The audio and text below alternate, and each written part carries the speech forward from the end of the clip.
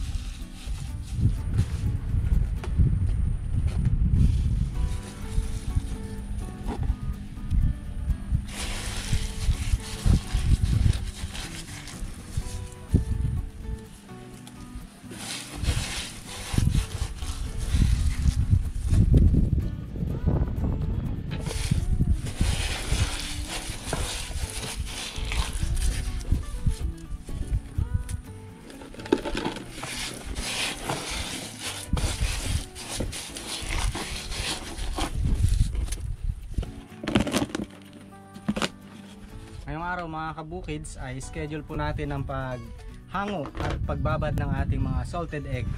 Ito yung mga naibabad natin na ngayong araw ay lalagain na natin.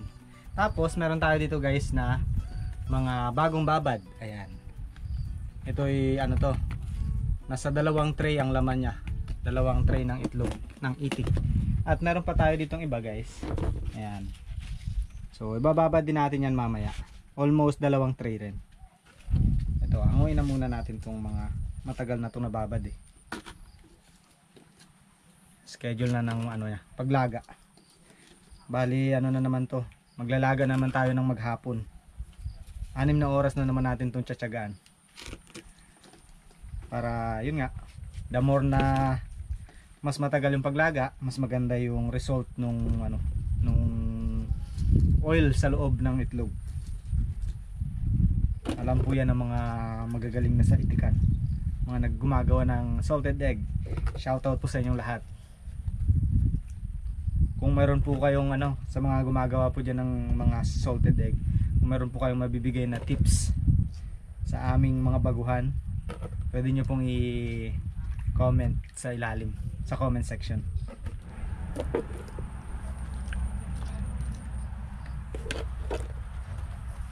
May halo pa to na maliliit. Yan, maliit pa to eh. Yung mga bago lang ng itlog, maliit pa yung itlog nila. Pero itong mga kasunod nating batch, ano na lahat yan, mga good na. Pwede nang pambenta. So, pwede nang magsimula magbenta. Makakasimula na kami magbenta. Ito malaki oh.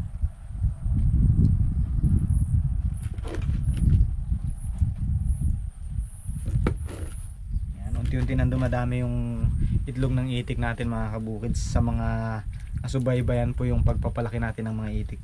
Ngayon, mas mabilis na silang ano, mas mabilis na kaming nakakaipon ng itlog para gawing salted egg. Dati kasi ano lang eh, 1, 2, 3 kada araw. Ngayon marami na. Yan, dami na nating naiipon na itlog.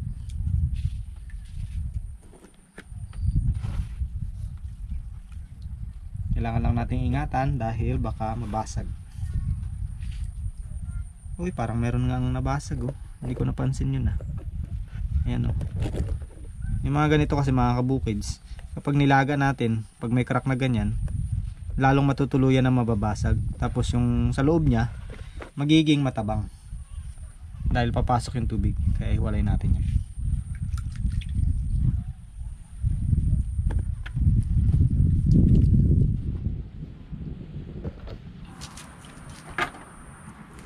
Okay.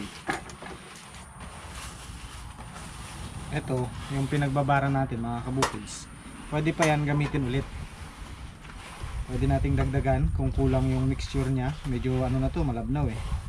Pwede natin ulit dagdagan ng putik at asin. As long as walang nabasag na itlog dito kasi magkakaroon ng amoy. Pero ito wala naman. Sumayad pa yata yung sombrero ko. Sumayad? Oo, sumayad nga, konti. Ay, bumiyan tuloy. Ito, babad natin. Hindi ko na yan dadagdagan. Sa susunod ko na lang to dadagdagan pag ano, makakuha ulit ako ng putik. Yan. Panibagong batch.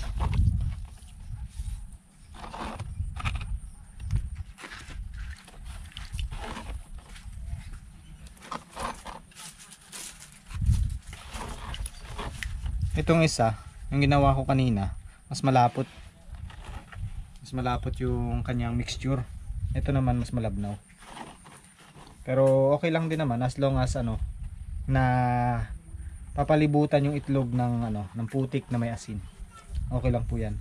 Sa mga meron pong itlog ng itik, yung mga ano, backyard racer lang po natin na merong 3, 4 na itik, tapos may mga itlog silang ganito at gusto nilang gumawa ng itlog na maalat, pwede nyo rin pong gawin.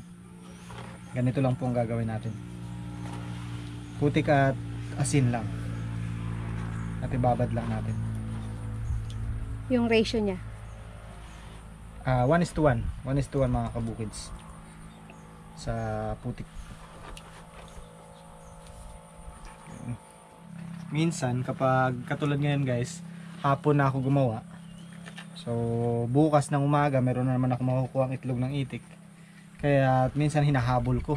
Kasi konti lang naman yung difference. Kaya pang humabol, no? Ano pa rin siya, magiging maalat pa rin. Sayang kasi yung time. Matagal natin itong hihintayin kaya ano yun natin. Sulitin natin yung time na ng paghihintay. Yan o, ang benta na to.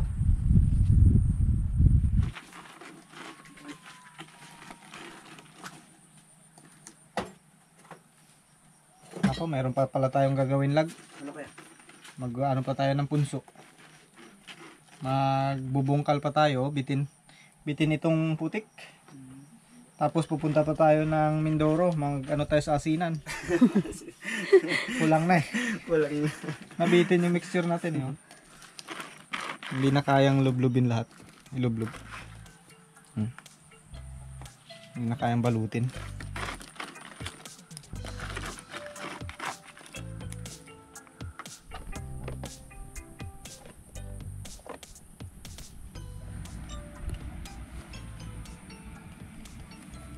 Ayan mga kabukids, nilagay natin guys sa loob ng tela para pag pinakuluan natin hindi mag-uumpog-umpugan yung mga itlog.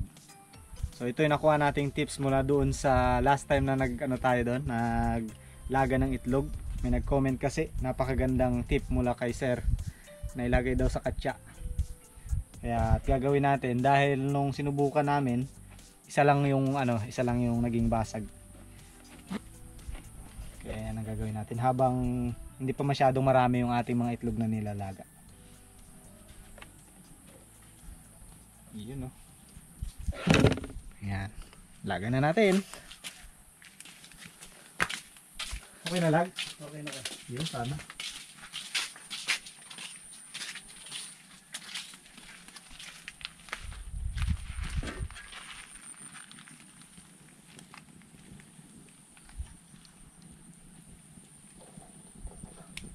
Huwag kayo malikot ha.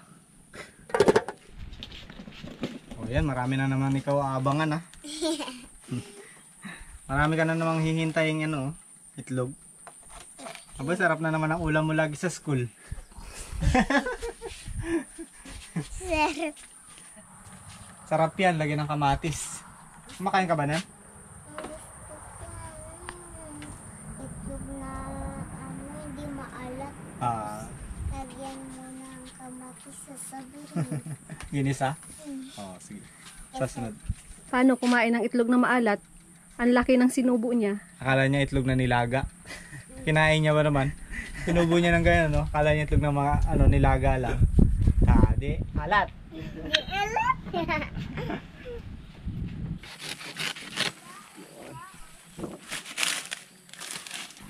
Dito papa.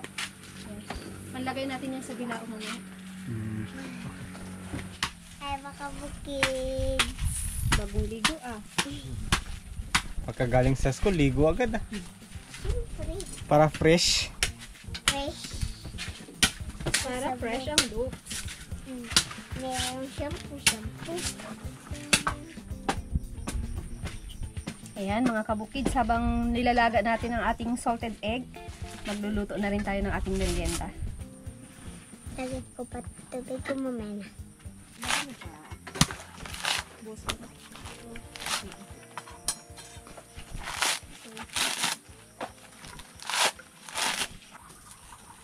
Para saan ma? Pagpapatungan ng ating palitaw. Opo. Okay, thank you. Hmm?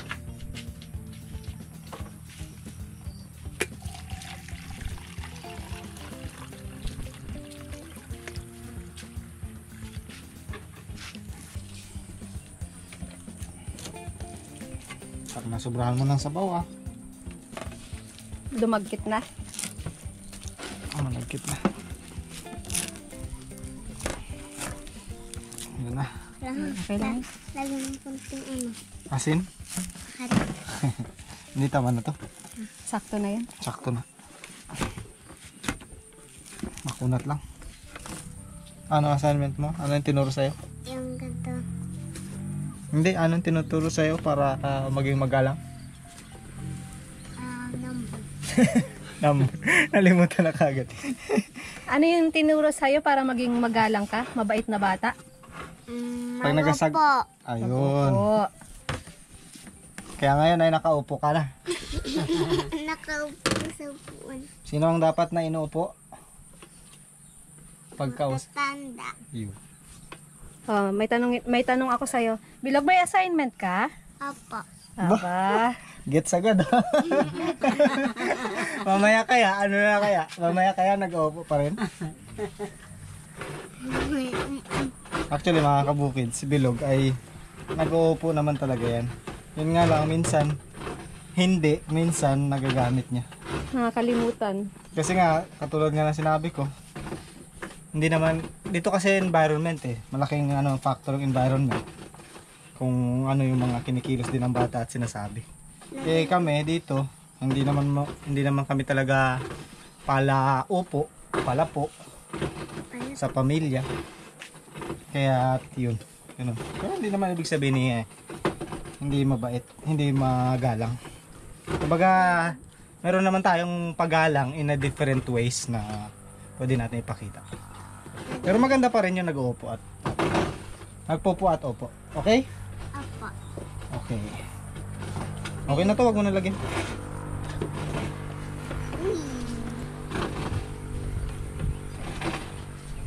Yan, ganyan lang gumawa ng palitaw ma. Tingnan mo. Gagawin mo muna ng pa-oblong. Bilugin mo muna, tapos oblongin, tapos gaganyanin. Yan. O, di ba ang ganda? Parang dila. Tingnan mo yung gawa ko. Tapos yung gawa ni Mama B. Kay Mama B.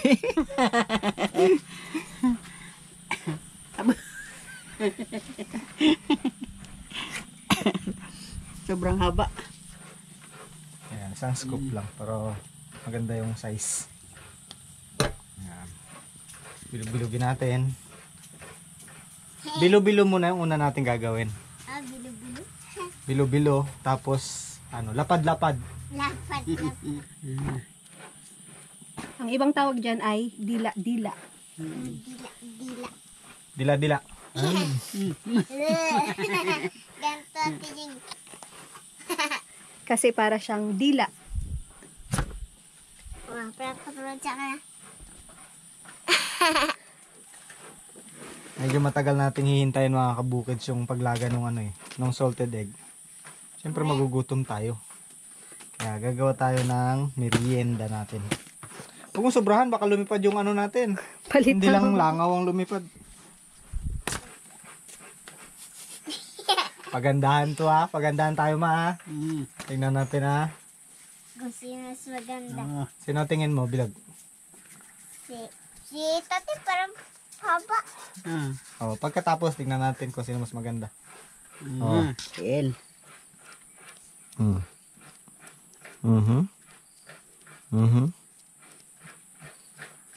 Okay.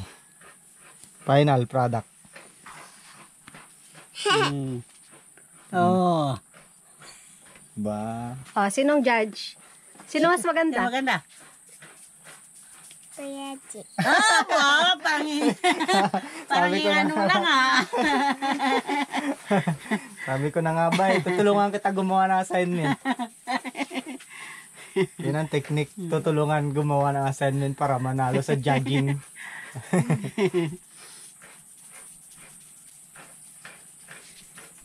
Parang sobrang lapad tama lang. Okay lang yan. Para sulit-sulit. Isang kain mo lang, busog ka na dyan.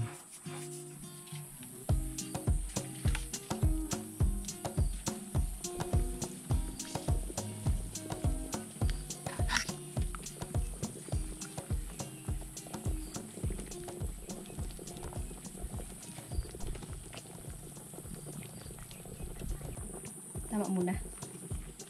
Baka magdikit-dikit.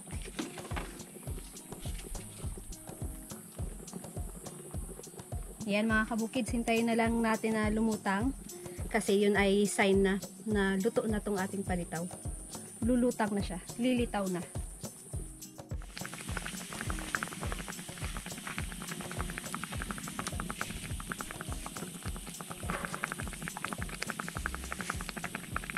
Hanguin na natin. Kalalapad Parang tsinelas na yan Hindi na dila-dila to Medyo napalaki yung gawa namin pero pwede na din. Sulit-sulit. Isang peraso malaki. Mas lumalapad siya kapag na luto. Ayan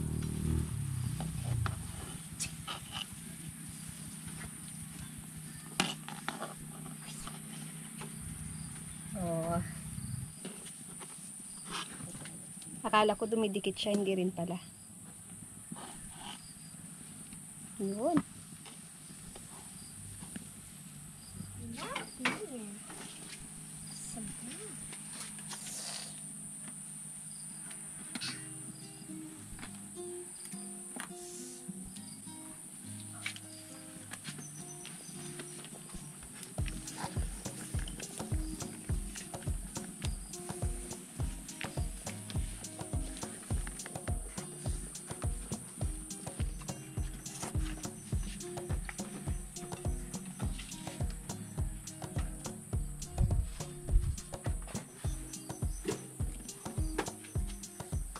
Benta ka sa school mo? Ba, benta din daw siya Para may pira, hindi na sumagastos sa pira. Ba? Ayos Ikaw na sarili mong kita. Ba? Very good. Para makakita ko 1 million. 1 million agad. Magkano may bibenta isang ganyan sa school? Isang ganito lang Magkano? Baka 20. Ba? 20 pesos? 20 talagang yayaman ka nga. Ang presyuhan mo pang Yayaman to pag laki si Bilog.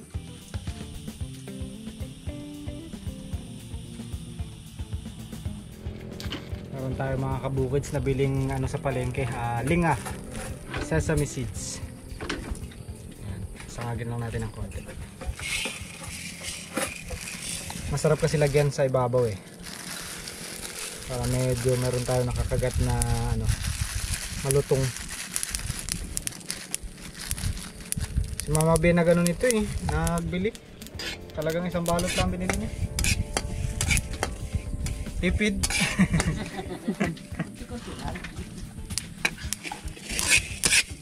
Lakas ata ng apoy ko masyado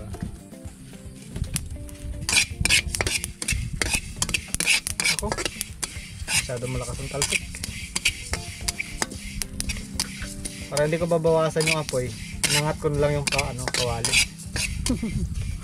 May nakuha kang technique Pwede mo pa i-adjust yung lakas. Dito banda. Pag dito nagba-brown, dito banda.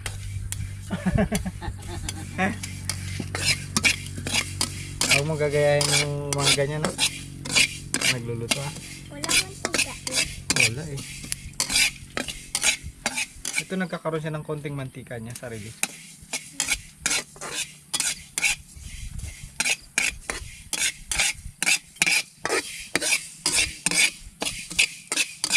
Alam mo ang tawag dito?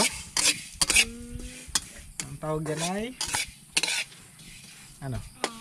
Sa Tagalog? Lila. Lila. Dila. Linga. Yan ang sa bahay ko po. Sa paligid-ligid ay puno ng linga. Oh, yun. O, yan na. Lalagyan na ng linga. Dito na lang sa ibabaw. Uy, langaw, alis.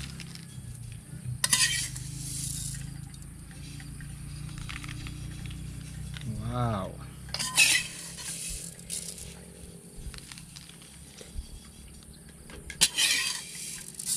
Dami rin pala eh.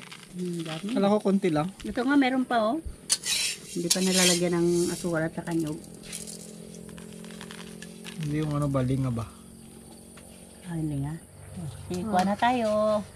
Sarap. Yayain ko pa lang sana yung isa, nakakuha na pala. Nauna pa. Ah, ano lasa? Sarap. Sarap. Sabor. Ito, patikim ako.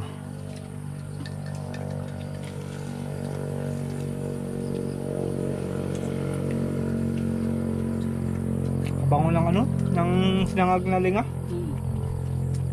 Naamoy mo kagad pagdating sa may ano. Tingnan nga natin yung ating nilalaga. Baka mamaya malakas na yung kulo nito. Update tayo mga kabukid sa ating itlog na maalat. Ayan. Hiniwalay namin guys yung ano, yung itlog na merong crack. Kaya nandiyan sa gilid. Medyo hindi masyadong kumukulo. Actually guys, meron na kaming order ng ano, ng pangkulay niya, hindi pa lang dumadating. Kaya sa susunod na mga gawa namin, ano na talaga siya. Kukulayan na natin 'to. At susubukan na namin makapagbenta-benta sa barangay namin ng mga itlog na maalat. Sana ay magtuloy-tuloy at mag-click yung ating hanap buhay. Yun. Ayan. Aabutin pa yan ng mamayang gabi dahil anong oras na namin sinalang kanina. Matagal yung pagpapakulo.